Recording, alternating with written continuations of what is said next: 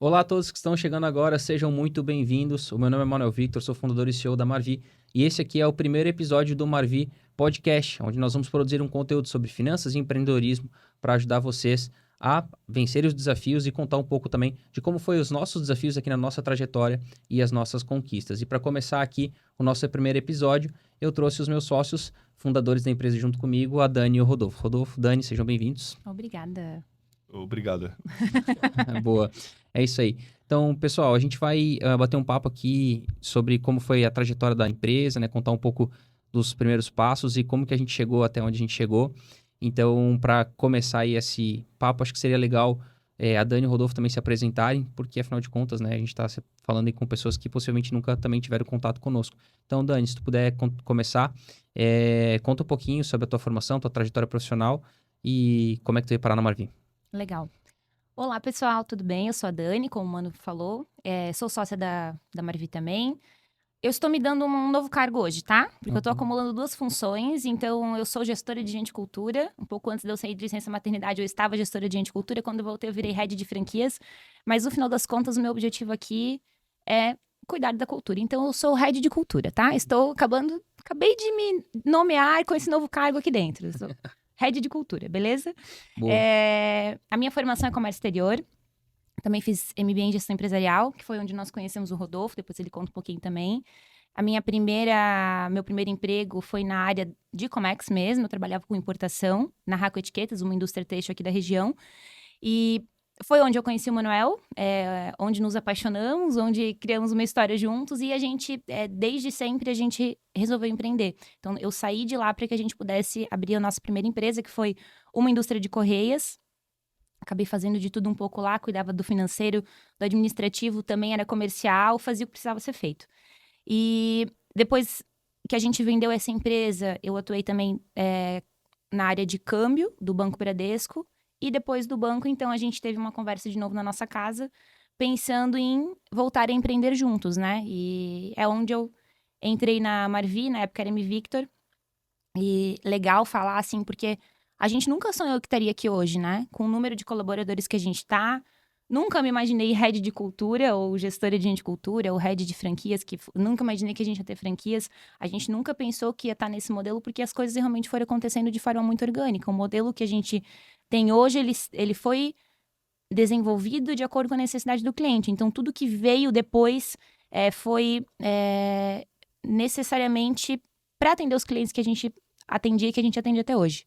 Então, acho que esse é um pouco do resumo da minha trajetória profissional. Tenho 30 anos e estou muito realizada hoje aqui na Marvi. Espero continuar aqui por muito tempo. Boa. E é isso. Boa. Rodolfo. Vamos lá. Meu nome é Rodolfo. Eu sou responsável pela área de vendas aqui da empresa, da Marvi, né? Passei a vida inteira fazendo vendas. Eu tenho 39 anos, devo estar uns quase 25 anos mexendo com vendas. Eu venho de uma família de empreendedores, então quem tem parente empreendedor, quem tem pai e mãe empreendedor, sabe que quando tem 14, 15 anos já está trabalhando na empresa da família. Mas eu acho que eu já tive, cara, na boa, mais de 20 profissões diferentes, assim, de cargos que eu ocupei.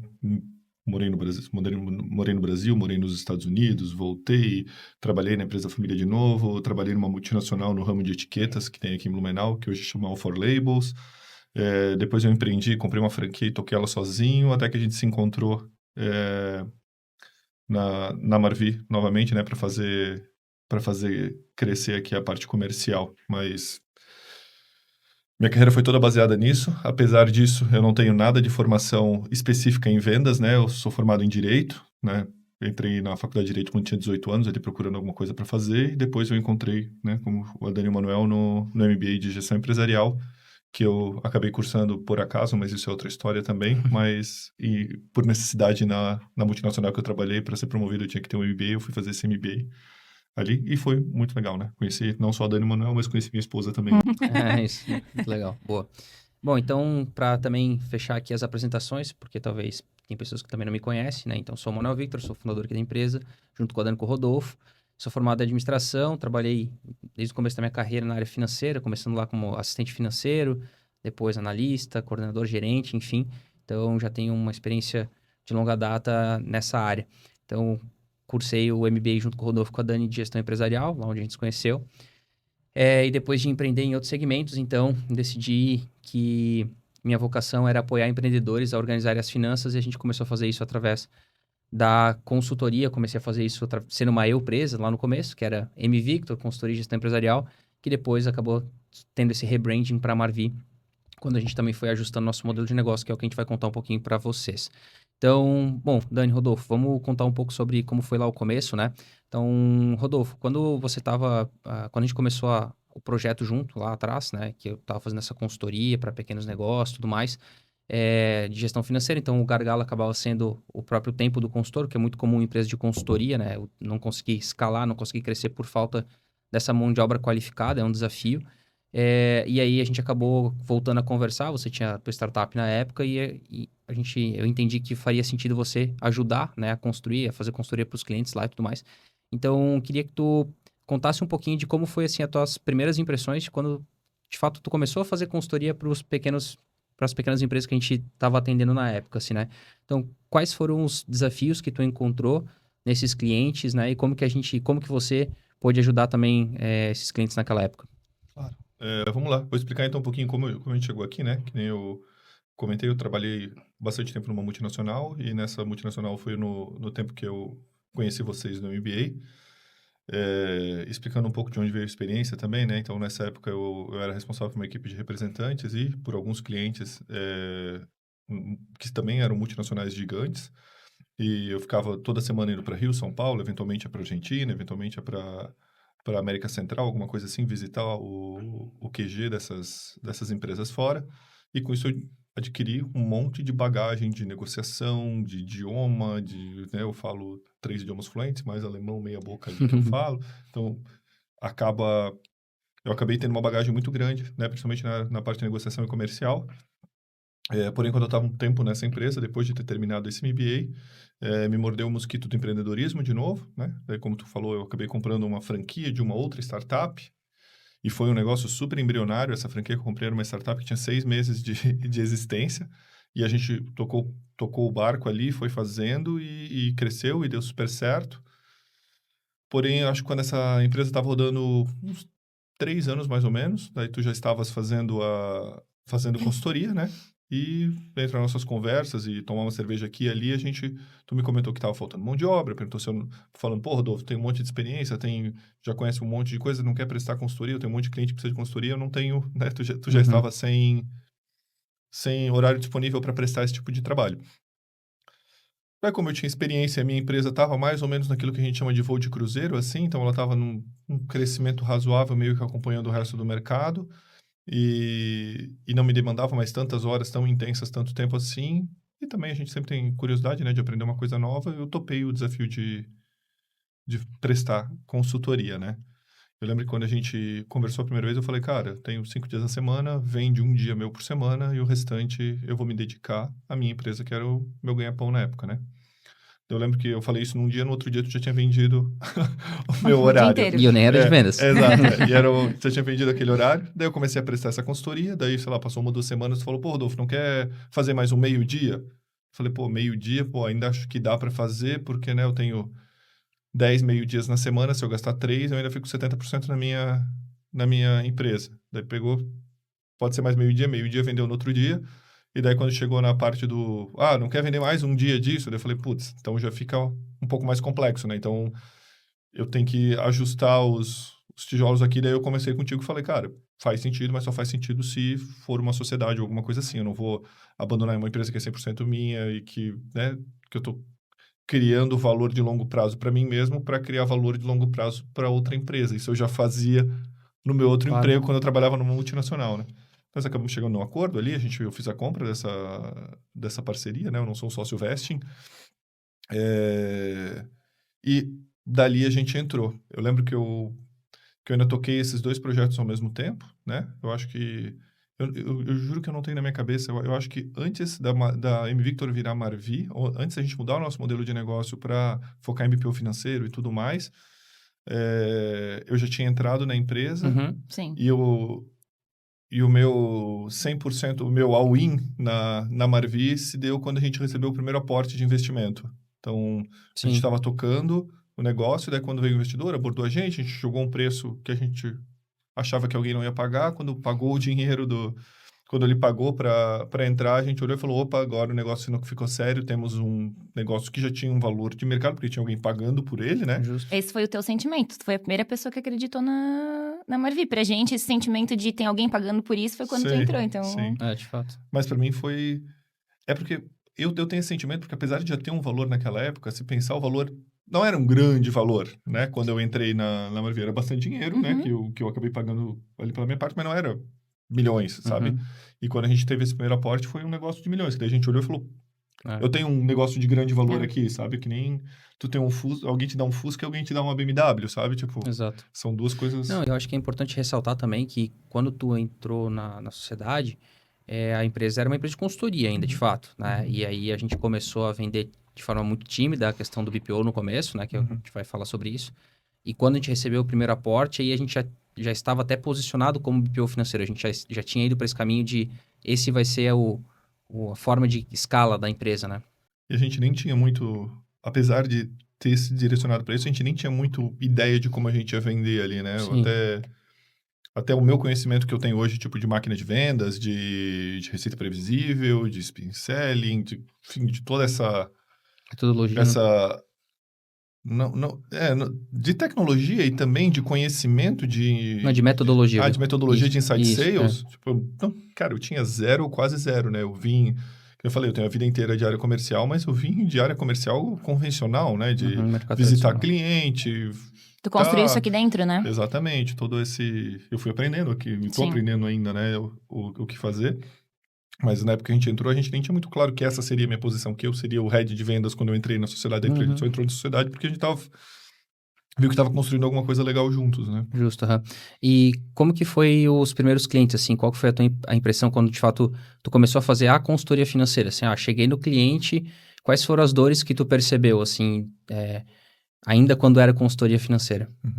Eu tive muita vivência, né, por ter tido ali ter estado na empresa dos meus pais, eu já tinha uma visão muito clara de como o mercado é desorganizado, né, de maneira geral. Então, eu falo até hoje, eu acho que mais de 99% das empresas no Brasil são super desorganizadas e a grande maioria das pessoas não tem o conhecimento necessário para fazer um demonstrativo de fluxo de caixa, fazer uma previsão de fluxo de caixa razoavelmente acertada, sabe? Então, falta muito. Então, o que a gente chega nessas empresas, isso é claríssimo, sabe? Então, quando tu vai entrar em contato com uma empresa nova, até com muitas empresas que acabam virando clientes da Marvi, tipo, ou é uma falta de técnica e conhecimento de como fazer, ou é uma total bagunça mesmo, porque o empresário realmente não tem o conhecimento necessário para fazer, né, uma gestão razoável da empresa dele. Então, quando a gente foi visitar as primeiras empresas, até nessas primeiras consultorias eu fazia uma visão mais de vendas mesmo da empresa, né?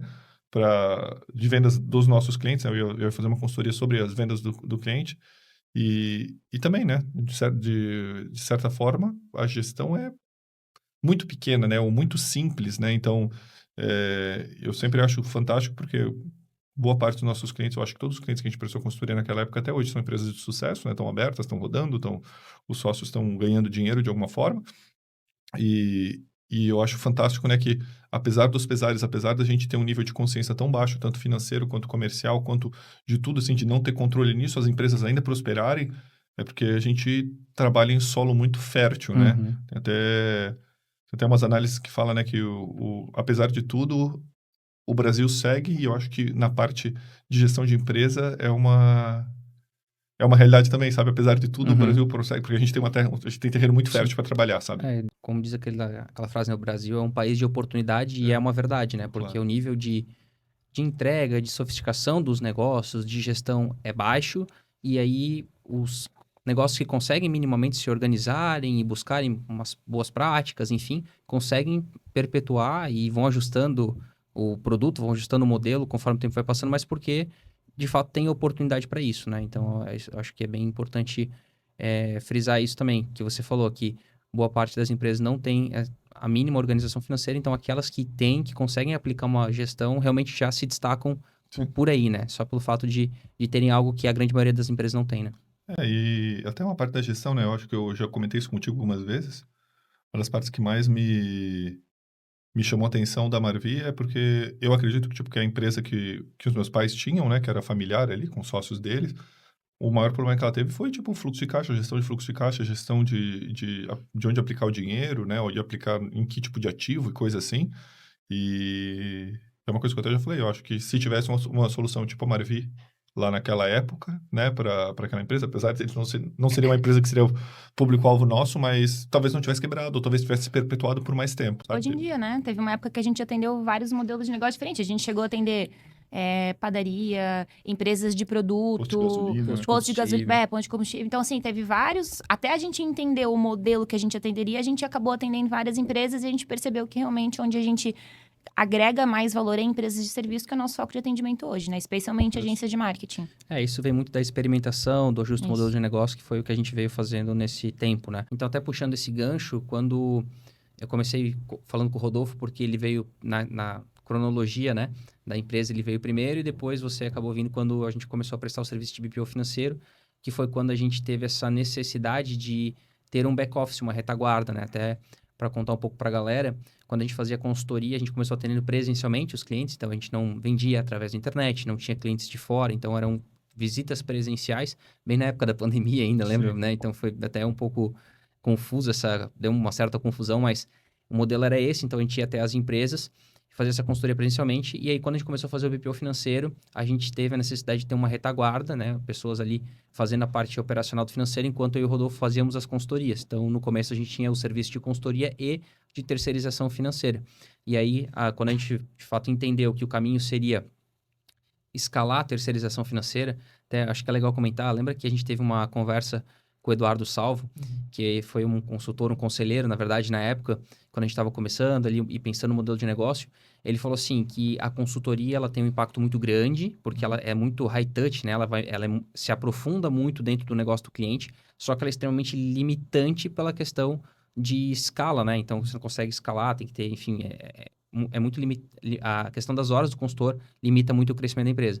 E aí ele falou, a terceirização financeira, por sua vez, ela atinge uma parte menor da empresa, digamos assim, mas ao mesmo tempo tu tem uma possibilidade de escalar muito maior. Então, no fim, o impacto que a gente poderia causar para o mercado seria muito maior do que ficar na consultoria. Então, eu tenho a consultoria para alguns poucos clientes, ou eu posso escalar uma terceirização financeira e atender diversos clientes, centenas, milhares e, quem sabe, até um dia milhões de clientes, né? O Brasil é muito grande. E o trabalho que a gente executa permite com que as empresas tenham uma boa gestão financeira. Então, às vezes, as empresas contratam uma consultoria, mas o que elas precisavam é de uma boa gestão financeira, de uma boa organização do dia a dia. Então, o básico ali do dia a dia, de organizar as contas, de categorizar as suas despesas, categorizar as suas receitas também, de deixar os contratos lançados futuramente para poder fazer uma análise de fluxo de caixa. As empresas não fazem esse tipo de análise. Então, quantos por cento que a minha folha, por exemplo, representa hoje do meu faturamento? É um número importante. Existe um indicador legal ali para empresas de serviços. As empresas não têm essa ideia. Então, isso era um problema que a gente tinha com a consultoria. A gente chegava na consultoria e não tinha os dados para poder fazer análise, para poder fazer gestão e para poder dar as melhores orientações, para poder dar a indicação correta para cada empresa. Tanto que a gente tem empresa hoje que é atendida por nós na terceirização e que tem consultoria também trabalhando em conjunto, utilizando os dados que a gente gera e organiza para poder dar um respaldo em relação a isso. Para poder fazer a melhor indicação de investimento, para poder dizer onde economizar. Só não corta a Marvi. Beleza, galera? Porque a gente é bem importante para vocês. Vai ficar sem o insumo, sem os dados. Isso. Não, mas o ponto é que, de fato, sim, tem muita empresa que tem o consultor, não somente o consultor financeiro, mas o consultor de negócio, como o Rodolfo Isso. comentou, né? O consultor que vai olhar para as vendas, vai olhar para processo, gestão de pessoas, Marketing. então são todos os pilares ali e tudo mais. Só que tem um ponto legal dessa questão da organização financeira, que é a seguinte: eu lembro que quando eu comecei a fazer consultoria, boa parte do meu entregável de valor era fazer isso, categorizar, organizar os dados, colocar isso na época em formato de uma planilha que conseguisse ter alguns indicadores financeiros. Então, tem muita gente hoje que procura consultor financeiro, mas que, na verdade, o que ele precisaria é só uma organização financeira e ter esses dados, ter esse fluxo de caixa projetado, conseguir entender de onde vieram, né, as receitas, para onde foram, com o que foi gasto, quais categorias de despesa. E aquilo, por não ser um senso comum, muita gente considera como uma consultoria. Então, Vou virar host desse podcast. Manuel, você não se sentia perdendo tempo fazendo isso? boa. Podia utilizar melhor a tua hora, agregando valor com o conhecimento que tu tinha. Eu acho que isso é um pouco também da minha visão de longo prazo e da minha própria ambição de ter um negócio maior, que é o seguinte, né?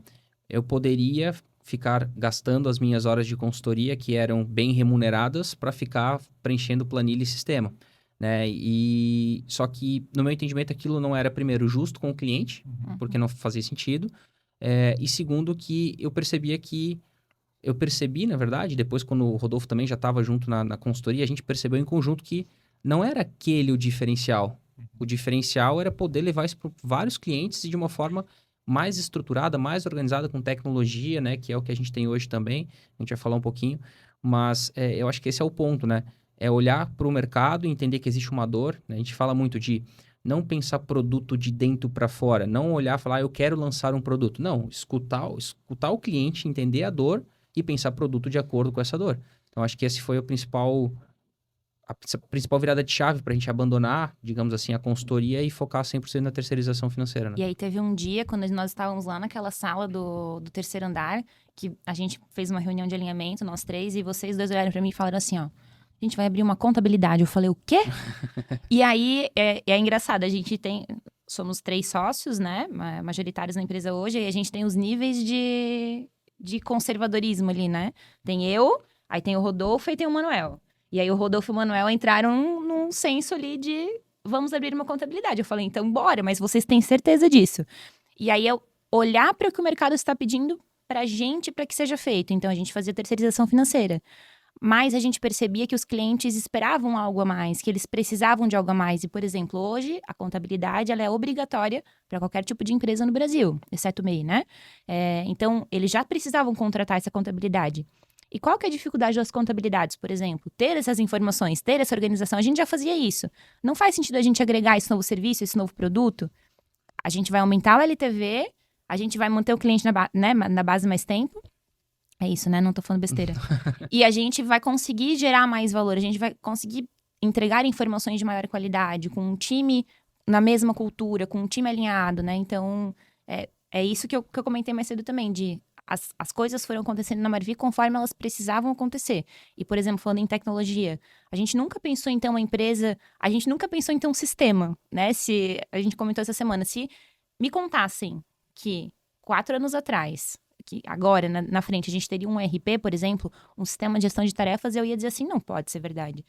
Mas, lá atrás, a gente percebeu que precisava fazer a gestão de tarefas. E aí, a gente olhou para o mercado, não tinha nenhum sistema que nos atendia do jeito que a gente queria. A gente contratou um desenvolvedor para construir um sistema de gestão de tarefas para nós. E dali surgiu gestão de tarefas, gestão de ponto, gestão de apontamento. E aí a gente olhou e falou assim, mas a gente está usando plataforma terceira, não faz sentido também ter o nosso RP? Então as coisas foram acontecendo conforme a gente entendeu que o mercado precisava daquilo. E conforme a gente foi entendendo que eram algumas etapas que a gente precisaria destravar para o nosso próprio crescimento, né? Uhum. Rodolfo, fala um pouco sobre essa questão de a gente ter isso tudo em um só lugar, né? A terceirização financeira, a contabilidade e o software. O que isso proporciona para os nossos clientes hoje? Claro, a Dani falou isso, eu até estava lembrando um pouco da evolução disso tudo, né? Eu lembro que, logo que a gente começou a fazer, mesmo consultoria financeira, quando começou o negócio do BPO, a gente começou com 2 frentes de tecnologia, né, na época. A parte da gestão de tarefas, né, porque um dos maiores problemas das rotinas financeiras das empresas é que o empresário ele esquece de fazer as coisas, ou é chato, ele não faz, aquela tarefa fica pendente, acaba não fazendo e a bola de neve sempre vai aumentando, daí tem algum momento da vida dele que ele pega e fala, não, hoje eu vou começar. Daí ele começa, daí ele fica 1, 2 semanas, se muito, daí começa a deixar para trás também por qualquer motivo e aquilo embola, né? Então, a gente queria ter uma gestão de tarefas para ter certeza que o nosso time estava fazendo o financeiro de acordo com o que deveria ser feito. Então, a gente começou essa parte de desenvolvimento de software para isso e a gente começou a mexer com BI também, né? Então, naquela época, a gente usava ferramenta de mercado, né? Um RP qualquer de mercado. Daí, todos os dias, o analista que era responsável por aquele cliente baixava meio que o banco de dados, copiava todos os dados que tinha dentro daquele RP, jogava no banco de dados nosso, gerava em Power BI uma visualização para o cliente, né? E daí, essas ferramentas foram evoluindo. A gente acabou... e por que a gente fez isso, né? Que é uma boa pergunta, né? Por que vocês foram mexer com Power BI e coisa? A gente acabou também descobrindo que todos os ERPs, ou o ERP ele sempre vai ter uma leitura da pessoa que construiu aquilo, daquilo que ela acha razoável e inteligente. E boa parte desses ERPs, ou 100% dos ERPs do mundo, a grande maioria dos empresários não consegue interpretar os dados que tem lá, né? De uma curva de fluxo de caixa, vai tirar um relatório de um jeito, vai aparecer de como é que é margem, quanto é que está gastando com cada coisa. Então, essas informações são complicadas ali dentro. Por isso, nós começamos a fazer Power BI para ter esses dados de maneira mais Visual, né? fáceis de serem consumidas pelo empresário. E daí isso foi evoluindo.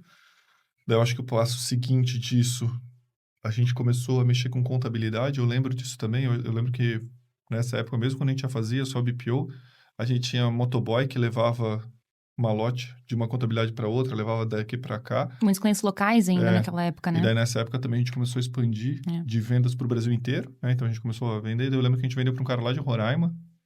E daí, quando a gente foi fazer o fechamento do financeiro dele, nós entramos em contato com a contabilidade do cara, falamos, cara, tá aqui tudo. Daí o contador ele falou, não, só recebo tudo impresso. E o cara, tipo, lá em Roraima. Acho que naquele momento nós olhamos e falamos, cara, se a gente quiser continuar crescendo... Não tem jeito. Não tem como a gente lidar... Se eu quiser ter 1.000 clientes, não tem como lidar com 1.000 contabilidades diferentes no Brasil, né? E o que acabava complicando estrondosamente. E daí foi por isso que a gente também criou a contabilidade tanto para resolver um problema do nosso cliente, né? Que muitos deles... estavam descontentes com o serviço que estava sendo prestado para ele, e também para resolver um problema interno nosso que complicava pra caramba a nossa operação isso. Então, naquela época, a gente optou por isso.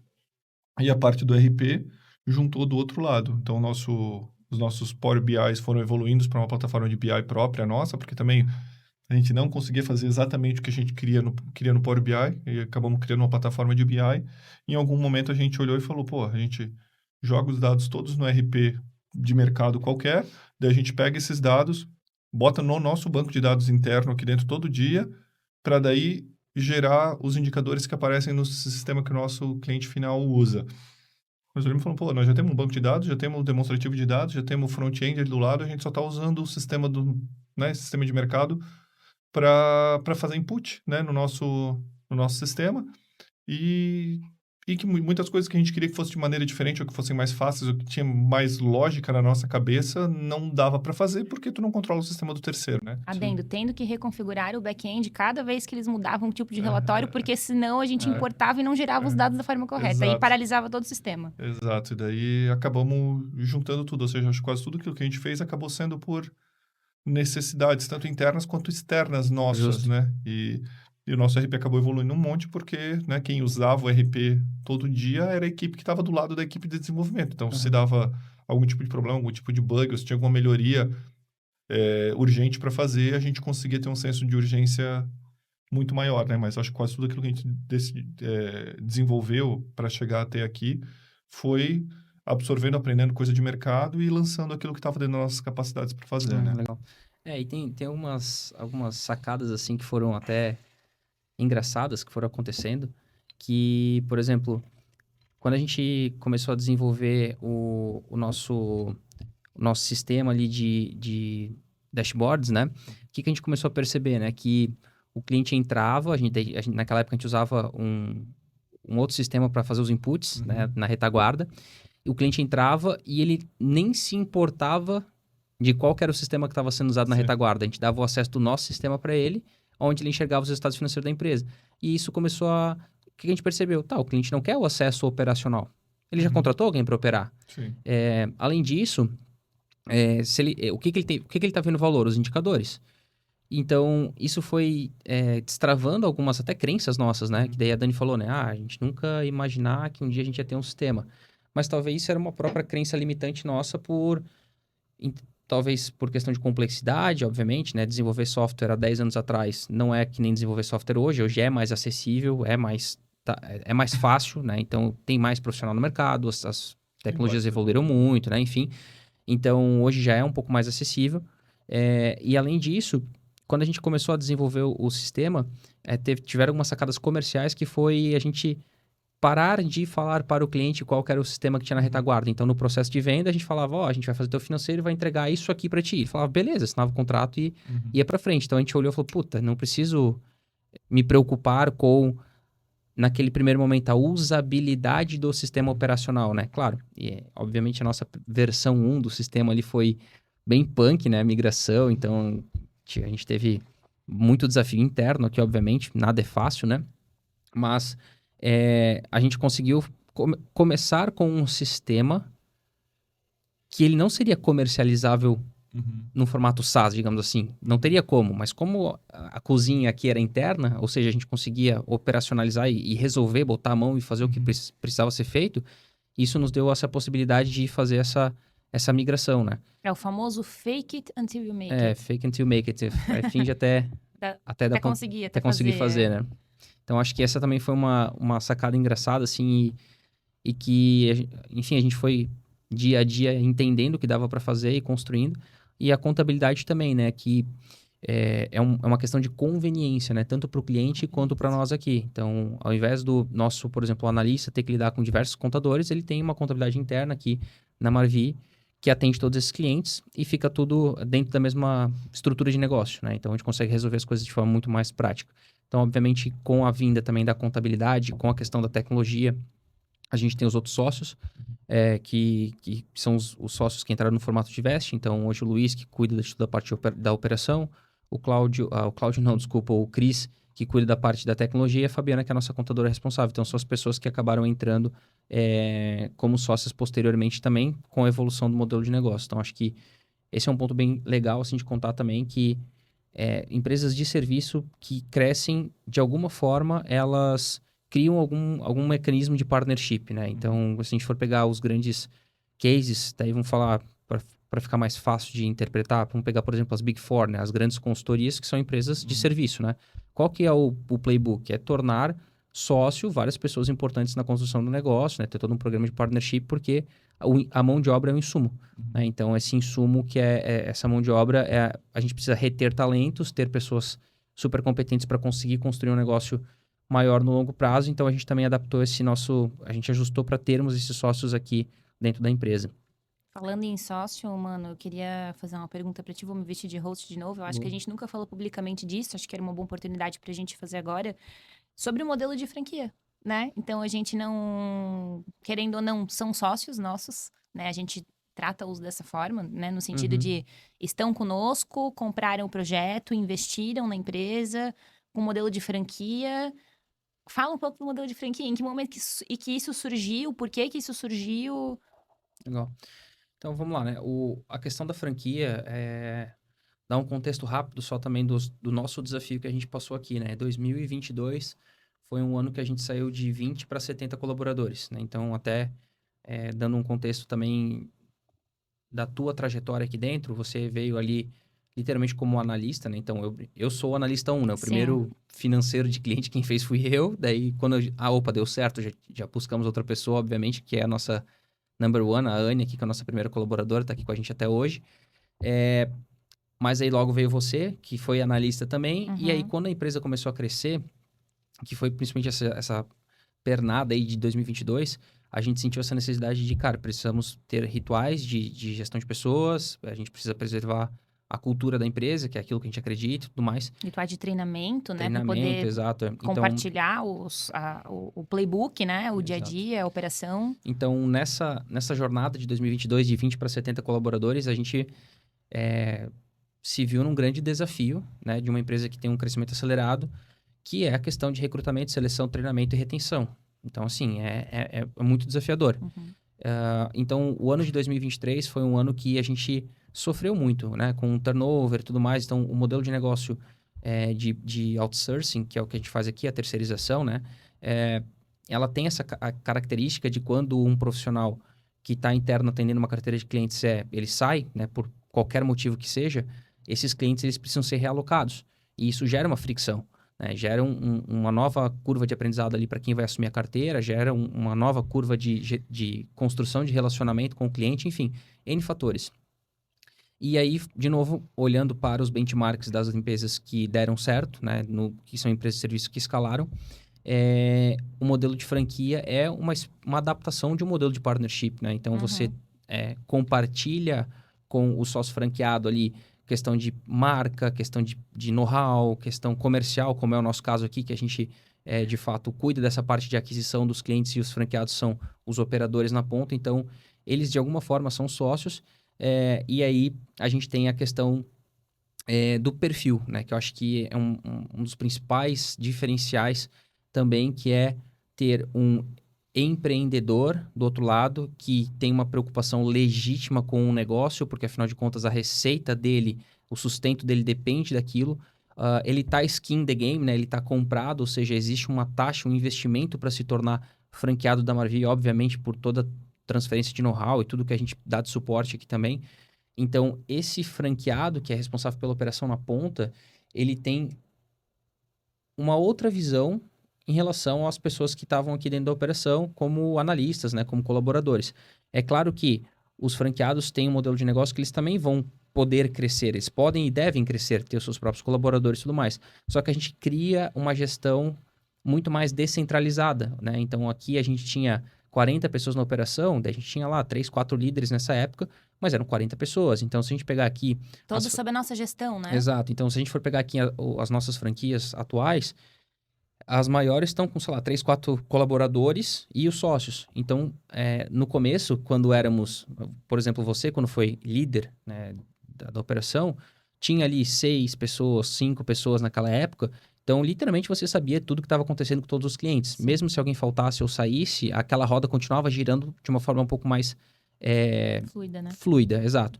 Então, a gente, com esses aprendizados e com esses benchmarks que a gente fez, a gente entendeu que, de fato, o caminho de franquia é um caminho que resolve a questão da prestação de serviço, da qualidade do serviço na ponta, do relacionamento com o cliente e que destrava a possibilidade de uma escala um pouco mais acelerada aqui para o nosso modelo de negócio.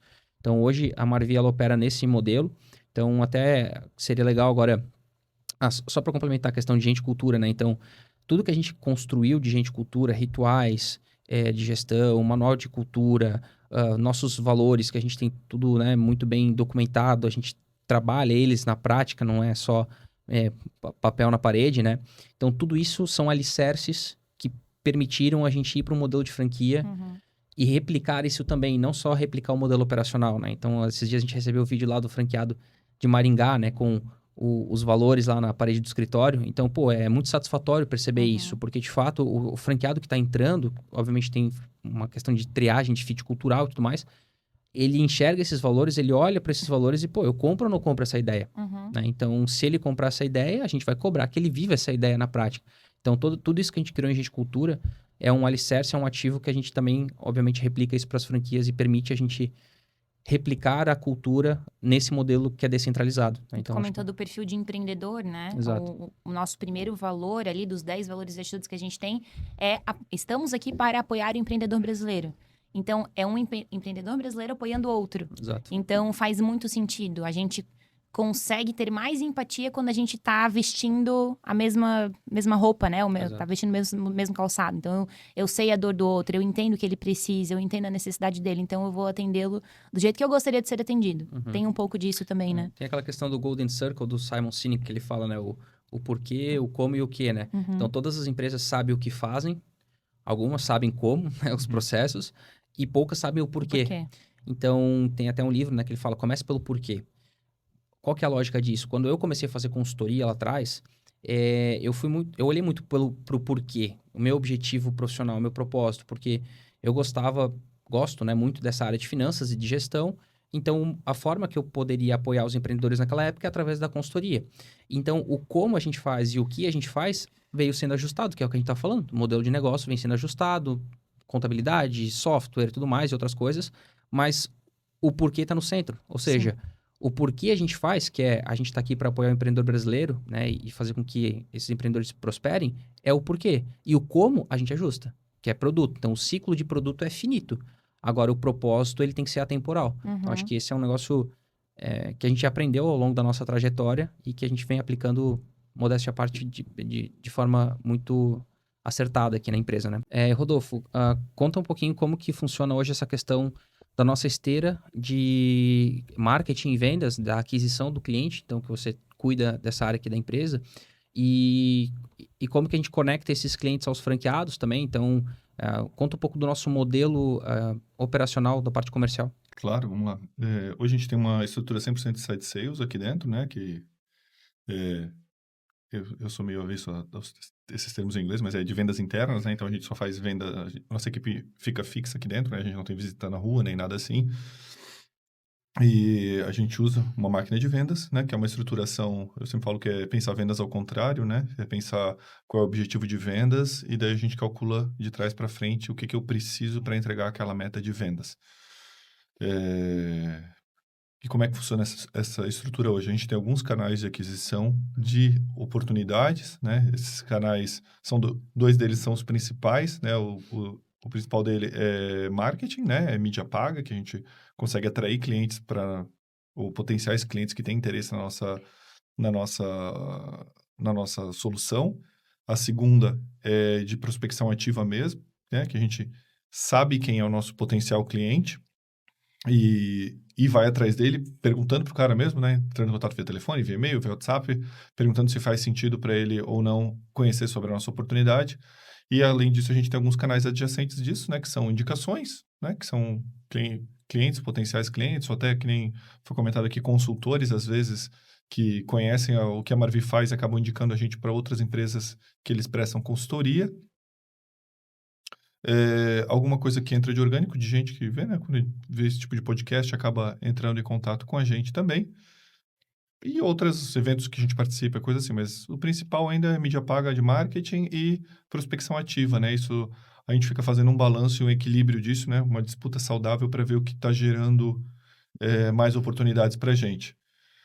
Isso tudo passa por uma ferramenta bem robusta de CRM, né? Então, a gente usa um software para gestão desses contatos e para gestão dessas oportunidades, né? A gente usa HubSpot aqui dentro da Marvi hoje.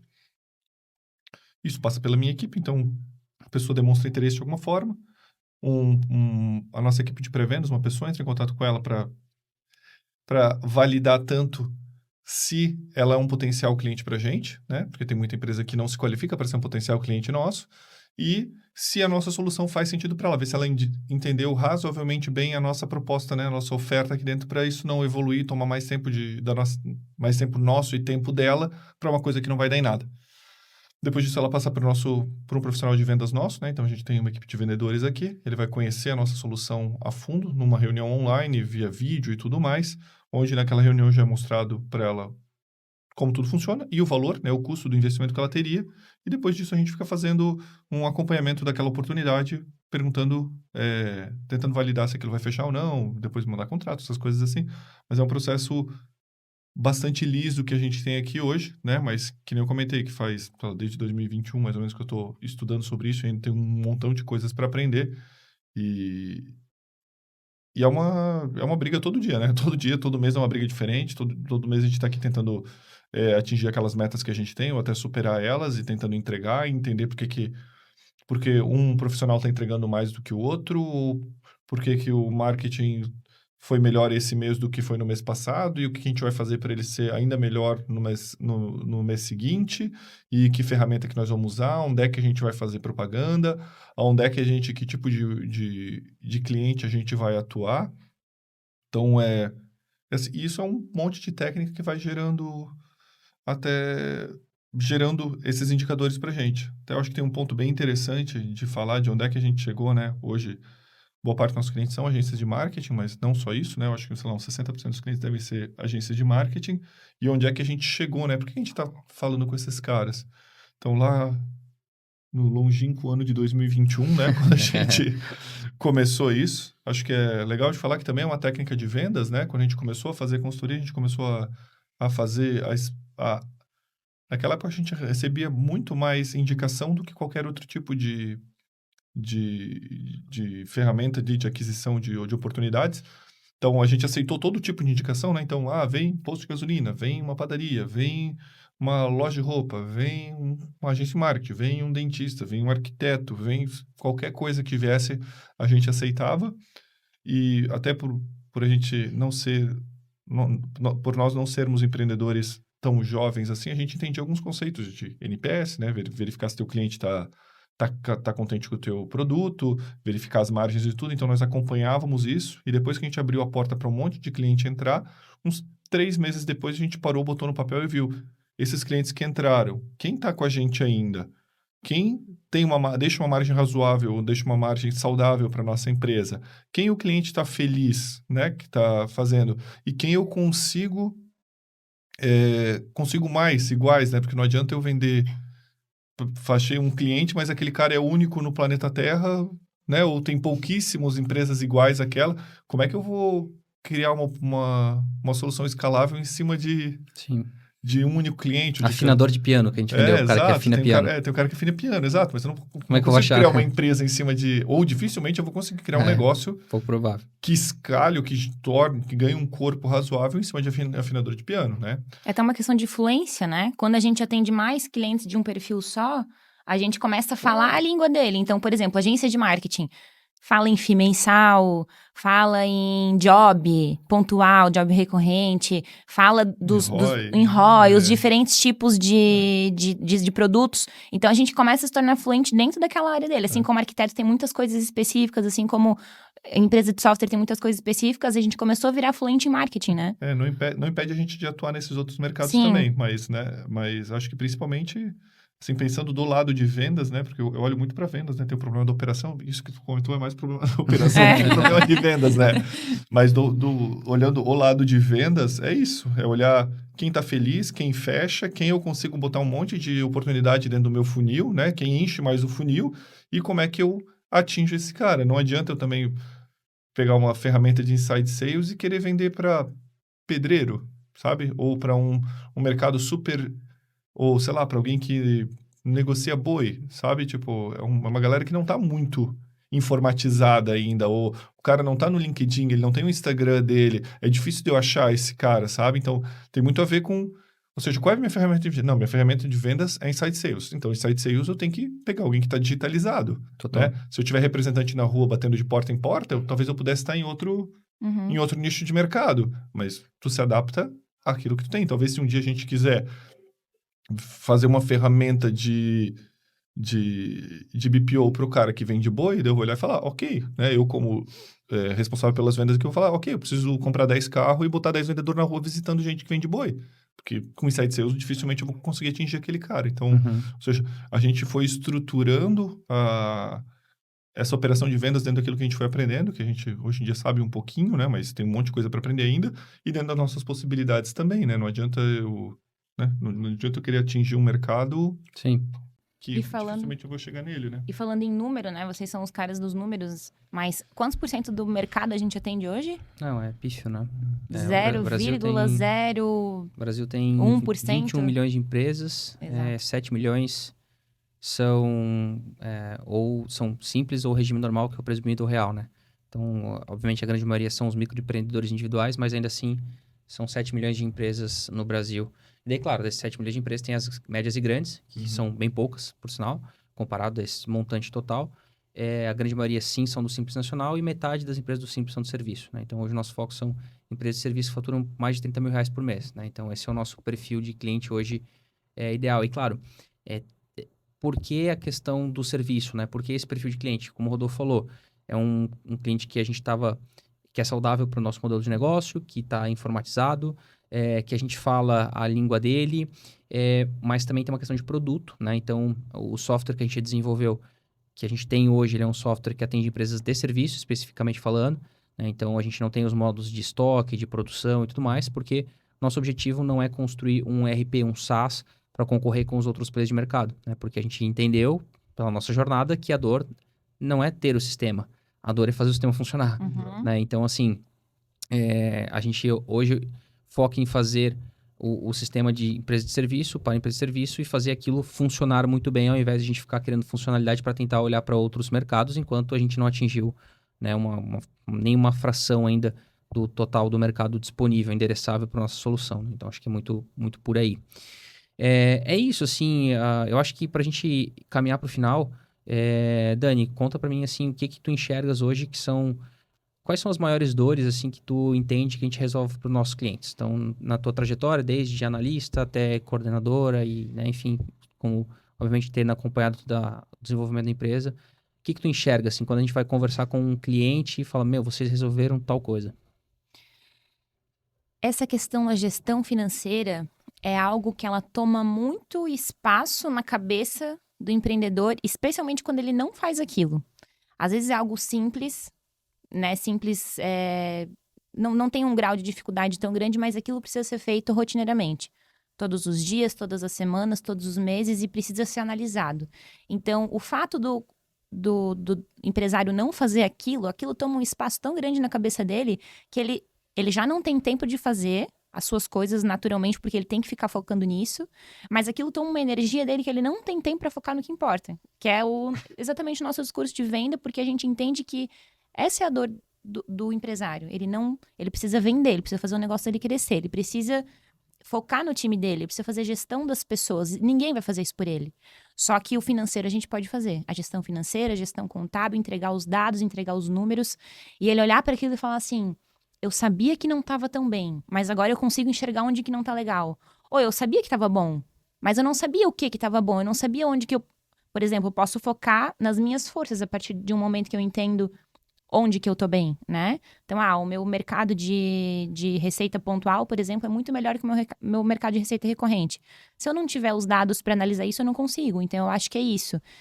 Tirar esse espaço da cabeça dele para ele focar naquilo que importa na empresa dele, para ele focar naquilo que vai gerar resultado para que ele possa crescer e ganhar mais dinheiro. Boa, muito bom. Rodolfo. Eu vou complementar só essa ideia da Dani. Eu acho que o empreendedor também, por excelência, é uma pessoa que consegue enxergar oportunidade de mercado. E enxergar oportunidade de mercado tem muito a ver com criatividade também.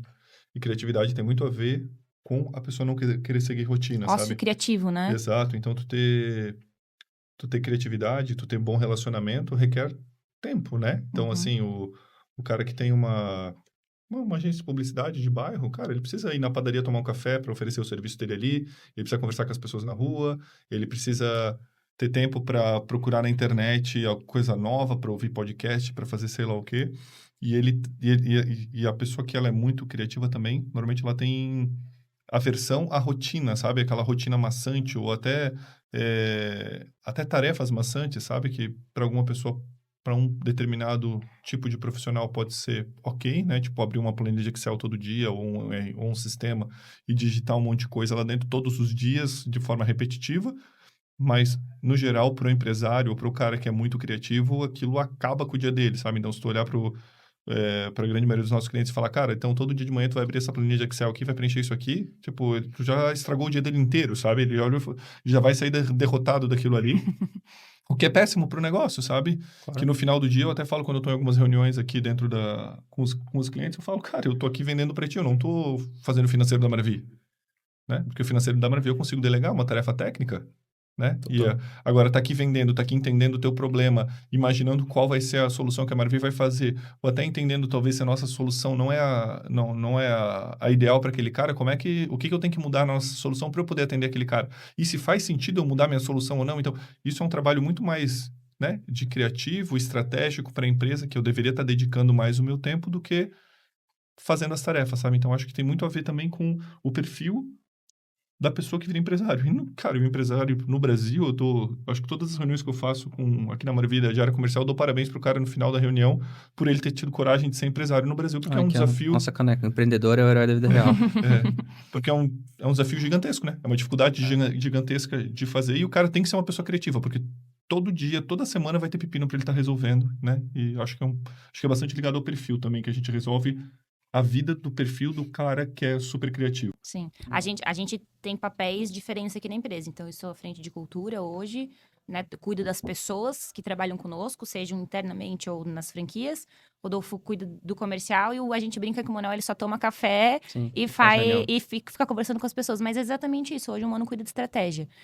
Para pensar em estratégia, demanda isso, precisa disso. E a gente fala, cara, às vezes ele tá ali no café, ele encontra alguém, assim ele já conseguiu investimento para empresa, ele já conseguiu parcerias, ele já conseguiu se colocar em eventos importantes pra gente, onde a gente conseguiu ter mais visibilidade nesse mercado. É exatamente isso, só que cada um na sua empresa, no caso, cada um né? no seu quadrado. Cada um no seu quadrado. E quero complementar também, eu fiz a pergunta, mas eu vou respondê-la também, sobre a questão do que eu enxergo que a gente entrega para o nosso cliente e que é um diferencial. Mas eu quero até, talvez, falar um pouquinho mais da coisa mais técnica e mais chata, mais burocrática, que foi o entendimento que a gente acabou tendo também por conta da contabilidade, que é a questão da construção do patrimônio da pessoa física e em relação a tu teres uma empresa que gera dinheiro, gera caixa, né? Então, o que acontece? Muitos empreendedores, infelizmente, não tratam a sua contabilidade com responsabilidade e isso faz com que a contabilidade tenha um descasamento com a gestão financeira, com o âmbito financeiro. Então, o empreendedor vai vendendo, recebe o dinheiro, transfere esse dinheiro, o que sobra para sua conta da pessoa física, que ele entende aquilo pelos lucros da empresa, só que na prática a contabilidade não reflete isso. E quando o pequeno empreendedor ele começa o seu negócio, geralmente a gente sabe que o empreendedorismo no Brasil é uma forma de mobilidade social, de você sair do ponto A para o ponto B e você ter acesso a coisas que você talvez não teria possibilidade sendo CLT ou, enfim, estando em uma outra realidade. Então, muita gente empreende por necessidade e por querer, por buscar essa mobilidade social. E aí, quando esse empreendedor começa a ter êxito, quando ele começa, de fato, a ter um pouco mais de dinheiro na conta, ele começa a ter experiências de consumo que ele não tinha antes. Isso vai gerando aquele conforto, né? De, pô, eu tenho agora um cartão de crédito com mais limite, consigo ter melhores experiências de viagem, de gastronomia, consigo comprar um celular melhor, consigo comprar um computador melhor. Então, tudo isso são experiências de consumo que fazem com que o empreendedor se motive, obviamente, a continuar e tudo mais. Só que existe uma virada de chave, né? Que é quando o empreendedor começa a olhar para patrimônio. Que é o quê? Pô, eu quero comprar um carro, eu quero comprar um apartamento, eu quero ter dinheiro numa corretora de investimento lá para poder ter uma renda fixa. E ele só vai conseguir fazer isso se ele tiver a contabilidade em dia. Porque a contabilidade vai gerar o lucro contábil. E o lucro contábil se torna a renda do empreendedor no imposto de renda dele. Lá, então, na declaração do imposto de renda, ela é preenchida com a distribuição de lucros da empresa. Então, eu já vi muitos empreendedores que têm resultado financeiro, que transferem dinheiro da conta da PJ para PF, mas que no fim a contabilidade está lá em prejuízo ou não tem lucro acumulado que converse com essa informação.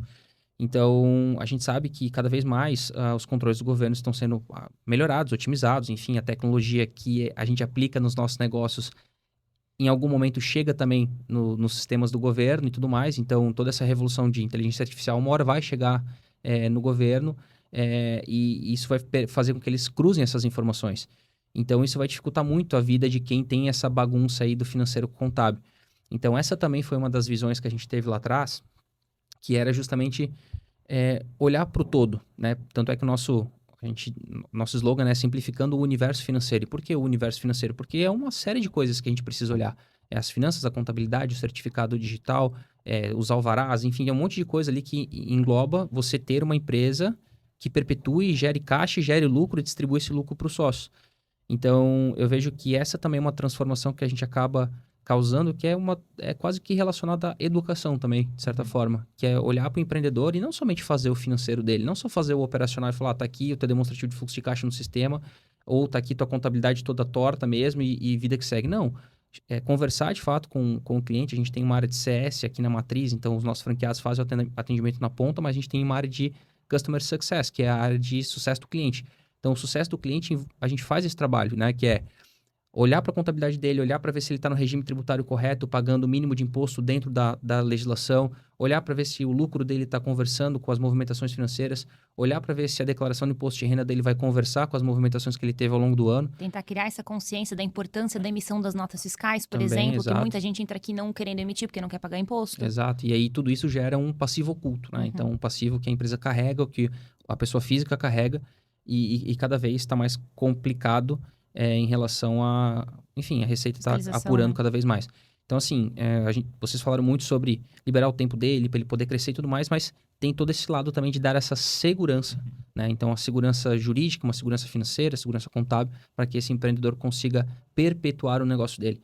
Infelizmente, a gente sabe que no Brasil, a grande maioria das empresas fecham antes de 5 anos, né? Então, uma estatística do ano passado, 4 empresas por minuto fecharam no Brasil no ano passado. Então, uma estatística muito triste, porque a gente sabe que o empreendedor que abre um negócio, ele abre porque muitas vezes ele tem essa necessidade de se sustentar a família. Então, acho que o nosso papel aqui é um papel também, de certa forma, de desenvolvimento socioeconômico, né? Então, a gente está aqui para apoiar o empreendedor para que ele também consiga construir o Brasil. Por isso que a gente acredita que o empreendedor é o herói da vida real, né? Então, gostaria de fechar com essa mensagem aqui que conecta com o nosso propósito também. E é isso, né? Então, estamos aqui. Então, só reforçar, né? Se você de fato é um empreendedor de uma empresa de serviço, você fatura pelo menos R$30 mil por mês, quer organizar suas finanças, você pode entrar em contato conosco através dos diversos canais de comunicação. A gente está aqui no YouTube, você pode mandar mensagem, você pode acessar o nosso site, lá tem um chat, que é o robozinho do Rodolfo, lá para falar com ele, ou preencher o formulário, enfim, onde você fizer contato. Não deixe de falar que se você quiser conversar com a gente, comente que você assistiu esse podcast, porque de fato a gente consegue ter uma atenção especial para você. A gente já sabe o que você ouviu sobre nós aqui também. Manda um cupom pra galera, mano. Isso aí. Que viu o podcast até o final. O cupom, Rodolfo, fala o cupom. Tem que ser uma palavra secreta. Uma palavra secreta. Só para quem assistiu até o final. O empreendedor é o herói da vida real. Boa, empreendedor é o herói da vida real. Isso aí. Quem Legal, mandar isso aí legal. pro Rodolfo vai ter uma condição especial aqui com a gente. Então é isso. Então, falar lá pra galera, câmera aberta aqui pra gente finalizar. Pessoal, muito obrigado para vocês que assistiram até o final aqui conosco. Obrigado pelo tempo de vocês, que a gente sabe que é muito precioso. Como eu falei, a gente respeita muito cada um de vocês que empreendem no Brasil, que é um ambiente bastante hostil aí para o empreendedor, mas que a gente está aqui para tornar isso um pouquinho mais fácil. Rodolfo, Dani, querem mandar uma mensagem aí? É só isso aí. Que nem eu comento sempre, né? Parabéns para você que é empreendedor, né? É um desafio gigantesco aqui no Brasil empreender. Então, porém, todo mundo depende disso, né? A sociedade depende dos empreendedores. Parabéns pela coragem e um abraço. E até logo para quem for falar comigo. Boa. Obrigada pela atenção, pelo interesse de vocês, e eu aguardo vocês aqui dentro, como nossos clientes, ou parceiros, Isso ou aí. franqueados, ou colaboradores. É. Se você entrar no nosso site, você pode também fazer parte da nossa equipe lá na aba de carreiras. Boa. É isso aí. Pessoal, e também não deixem, por favor, de comentar aqui. Deixa o seu like, deixa o seu comentário, porque o nosso canal é um canal bastante novo e vocês sabem que é um desafio crescer nas redes sociais, enfim. Então, todo comentário ajuda aí a levar essa mensagem para mais gente, e também o feedback de vocês é super importante para que a gente possa melhorar para os próximos episódios, beleza? Esse foi o nosso primeiro episódio aqui do Marvi Podcast e a gente se vê no próximo. Tamo junto.